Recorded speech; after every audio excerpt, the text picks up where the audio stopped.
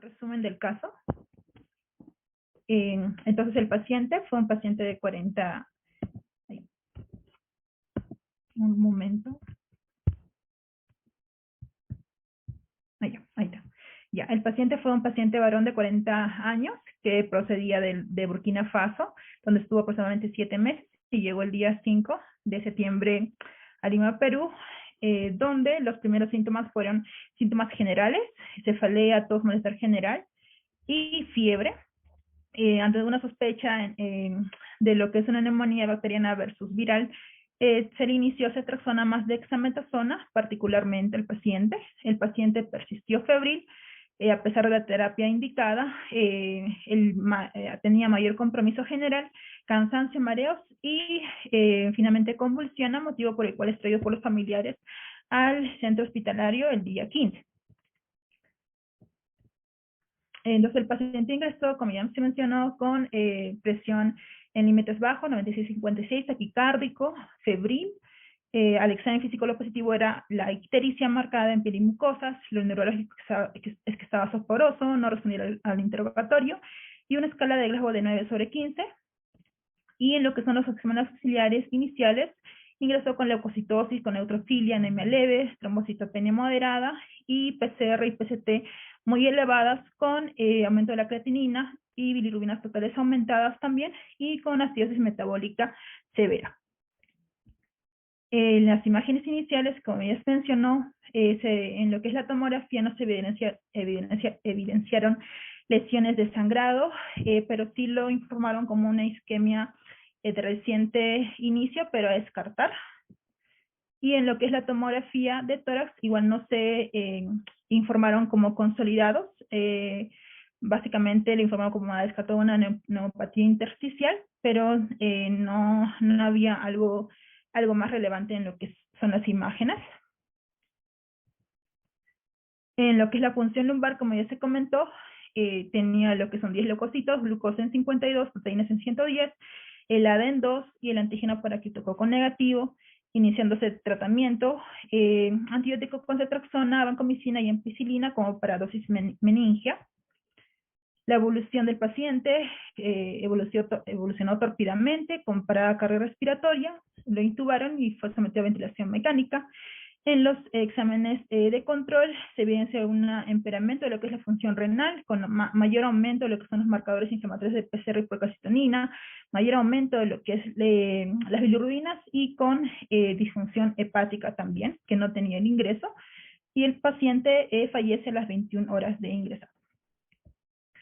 Entonces estos son los exámenes que ya se discutieron, con lo cual lo único positivo que nos salió en el paciente fue lo que es la gota gruesa, en la cual se identificó Plasmodium falciparum con una densidad de 333.750 parásitos por microlitro, observándose gametocitos.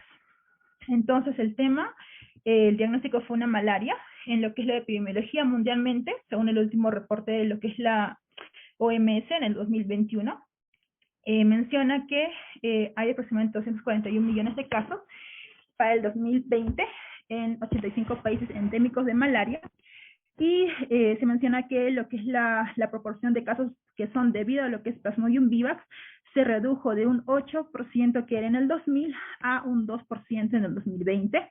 La incidencia calculada casos por 100 personas, por 1000 personas, se redujo de 81 que era en el 2000 a 59 en el 2020.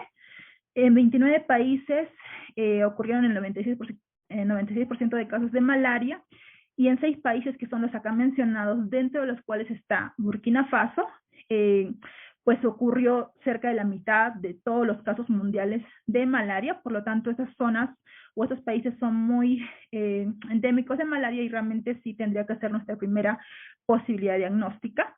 Y bueno, considerar que entre todas las regiones, la región de África es el continente que tiene el 95% de los casos, y bueno, y el 5% pues está distribuido dentro de las otras regiones, dentro de las cuales también estamos nosotros. En lo que es la tasa de mortalidad, se menciona que se redujo a la mitad, de 30 muertos por 100.000 habitantes en el año 2000 a 15 por 100.000 habitantes en el año 2020. Entonces, esta es la incidencia, según el reporte de la OMS, vemos que en general sí ha habido una disminución en lo que es la incidencia del año 2000 al 2020, con un pequeño repunte, se podría decir, en el 2020, esto debido a lo que es la pandemia COVID, que pues dejó de lado el tema de estar preocupándose tal vez por el diagnóstico y tratamiento adecuado de muchos casos de malaria que hubo en el 2020. Y en lo que es la mortalidad, igual, se vio que la curva iba en descenso, pero al 2020 nuevamente hubo un aumento en lo que es la mortalidad. Y esto ya es a nivel de lo que es la región de las Américas, en lo que es la incidencia. Igual se ve que en el 2000 era de 14.1 por 1000 habitantes y en 2020 ya estamos a 4.6, y en lo que es la mortalidad de 0.8 en el 2000, ahora estamos en 0.3 por 100.000 habitantes en el 2020. Esto es los casos de malaria en lo que son las regiones de las Américas en el 2020. Entonces acá solamente para mencionar, o bueno, para ver que Colombia se encuentra en el tercer lugar, y en el sexto lugar pues se encuentra Perú. En lo que es la etiología, entonces, está causada por el parásito Plasmodium, y se han descrito 5 especies causantes de malaria en el hombre: Falciparum vivax, Malariae ovale, Knowlesi, y acá, como puse en este artículo, se ha encontrado, o bueno, se ha reportado ya infección en humanos de esta sexta especie, que es el Plasmodium simium, que fue en un estudio que se hizo en Sao Paulo, en Brasil, en 2016, en el cual justamente quisieron investigar la presencia de este parásito y encontraron en 46 personas, se encontraron que tenían una infección por este Plasmodium, ¿no? Entonces ahora son actualmente 6 tipos de Plasmodium que debemos tener en cuenta, que son los que producen enfermedad en el hombre. En lo que son las diferencias biológicas entre Plasmodium falciparum y vivax, pues tienen un origen filogenético diferente. El Plasmodium vivax proviene de una especie que infectaba a los macacos en el sudeste asiático, que fue hace 45.000, 80.000 años antes. Y lo que es el Plasmodium falciparum proviene de una especie que infectó a gorilas en África. Eso fue aproximadamente hace unos 60.000 años atrás. Estas son las diferencias entre cada tipo de Plasmodium. Esos son los 5 principales. Entonces, tener en cuenta que los que tienen un ciclo de 48 horas son el Falciparum, el vivax y el ovale, y el que sí tiene un día más, o sea, 72 horas de duración, en lo que es un ciclo eritrocitario, es Malariae, y Knowlesi es el que tiene más corto. Entonces, dependiendo del tipo de Plasmodium, van a producir diferentes tipos de manifestaciones clínicas, siendo la más severa, pues, por Plasmodium falciparum, que voy a mencionar posteriormente. Bueno, estas son las diferencias entre cada tipo de forma, ya porque puede ser sexuada o sexuada, de cada tipo de falciparum, y eso es lo que nosotros vamos a encontrar en lo que es la gota gruesa. Algunos van a tener anillos, algunos van a tener un citoplasma irregular, algunos también, dependiendo del tipo, van a tener una cantidad de merozoitos. Por ejemplo, el falciparum, en el esquizonte es el que tiene más merozoitos, en general de 12 a 30, y el resto pues entre 12 hasta 20. Y bueno, eso es para mostrarles básicamente los diferentes tipos de morfologías que podemos encontrar en cada tipo de especie, en lo que son la gota gruesa o el frotis, los trofoceitos jóvenes, medianos, y lo que es el adulto, en lo que es el falciparum, y tenemos lo que es el esquizonte y el gametocito, en lo que son como otras formas.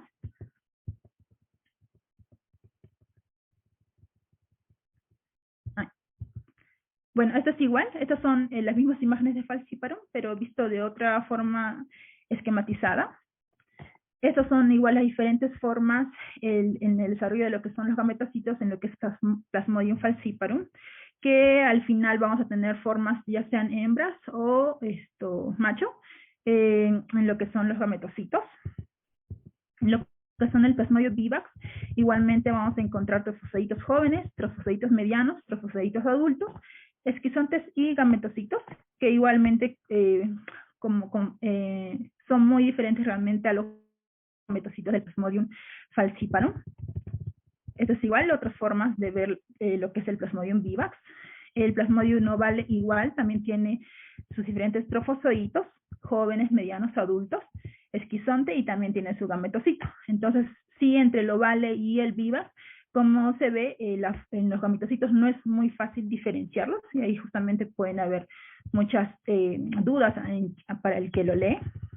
Es igual otras formas de lo que es el vivax. En el malaria igualmente, esas son todas las formas que se pueden encontrar en lo que uno lea la microscopía. Este es igual. El Naulesi también igual tiene sus diferentes formas, como podemos ver acá, joven, mediano, mediano adulto, esquizonte y gametocito. Entonces, todas las imágenes eran para ver que realmente las imágenes no son fácilmente diferenciables entre lo que son algunas especies. Por lo tanto, ahí realmente tiene mucha relevancia cuando se lee lo que es la microscopía por un experto. En lo que es el ciclo de vida del Plasmodium, pues requiere 2 huéspedes. Primero, al alimentarse de sangre de un mosquito hembra anófeles, infectado inocula esporoceitos en el huésped humano. Los esporoceitos van a infectar a los hepatocitos. Allí es donde los esporoceitos maduran para convertirse en esquizontes. Luego, los esquizontes se rompen y liberan merozoitos. Y esta replicación inicial en el hígado se va a llamar el ciclo exoeritrocítico. Luego los merozoitos van a infectar a los eritrocitos, y allí es cuando se multiplican en forma asexual, que vendría a ser el ciclo eritrocítico. Y los merozoitos se convierten en trofosocitos anulares, y los cuales algunos van a madurar a esquizontes. Luego los esquizontes se van a romper y van a liberar merozoitos, y algunos trofosocitos se diferencian en gametocitos también. Y lo que pasa es que durante una picadura el mosquito anófeles ingiere a los gametocitos, que pueden ser macho y hembra, y van a ingresar al ciclo esporogónico. Una vez en el estómago del mosquito, los microgametos penetran en lo que son los macrogametos y van a formar los cigotos. Y estos cigotos finalmente se van a alargar y van a desarrollar los ovocinetos, y los cuales estos van a ir hacia lo que es el intestino medio del mosquito y se van a convertir en ovoquistes. Y esos ovoquistes se rompen y liberan esporoceitos, los cuales van a ir hacia lo que es la glándula salival del mosquito, y justamente es que ahí se vuelve a repetir nuevamente la inyección de los esporoceitos cuando pica a lo que es el ser humano. Esto es igual cómo se da lo que es la infección en el torrente sanguíneo de lo que es el Plasmodium. Esta parte la voy a pasar un poco rápido por el tiempo. Esto es igual como cuáles son las diferentes fases y proteínas involucradas en lo que es la invasión del esporocito y merozoito de las células blancas, en este caso serían los glóbulos rojos, en lo que es la fase eritrocítica. Esto es igual, para que se una lo que es el Plasmodium o lo que es el eritrocito, tiene que tener una proteína de ligando específica para que pueda entrar y así poder seguir lo que es su ciclo. Esto es cómo es que se da lo que es el daño neuronal en lo que es la malaria. Se produce lo que es un secuestramiento primero de lo que es el parásito, y tanto de los eritrocitos que están parasitados y de los no parasitados. Luego hay una liberación de las partículas derivadas de las plaquetas. Luego se produce una disfunción de lo que es la barrera hematoencefálica, producción posteriormente de citoquinas inflamatorias, y lo cual conlleva una lesión endotelial o activación endotelial con liberación de micropartículas, y así es como se produce lo que es el daño neuronal. Ahora, también se está planteando que haya un carácter inmunológico en lo que es la patología de la malaria, con activación de diferentes células B que podrían explicar el daño a nivel ya sea hematológico, a nivel renal y a nivel cerebral. Esto es en lo que es la clínica. Cada tipo de Plasmodium tiene un periodo de incubación, que puede ser de 7 a 14 días en el falciparum, o de 10 a 20 días en el vivax, dependiendo. Y como mencioné acá, el que más cuadro grave es el falciparum, produciendo convulsiones, coma, infuria renal, disfunción hepática, un síndrome de distrés respiratorio del adulto, anemia, shock, plaquetopenia puede haber, entre otros. Eso me pareció muy interesante ponerlo, porque son los hallazgos clínicos y laboratorios que nos indican lo que es una malaria severa. Y, por ejemplo, acá en lo que son las manifestaciones clínicas, lo que nos da un valor pronóstico de su presencia e indicarnos que es una malaria severa, pues está lo que es la alteración de conciencia, lo que es el distrés respiratorio, el shock, lo que es un edema pulmonar y un sangrado anormal, siendo estas las principales manifestaciones clínicas. Y en lo que son los laboratorios, lo principal era la hipoglicemia, la acidosis con bicarbonato menor a 15, lo que es la hiperlactatemia, como los principales, y de ahí lo que es la injuria renal.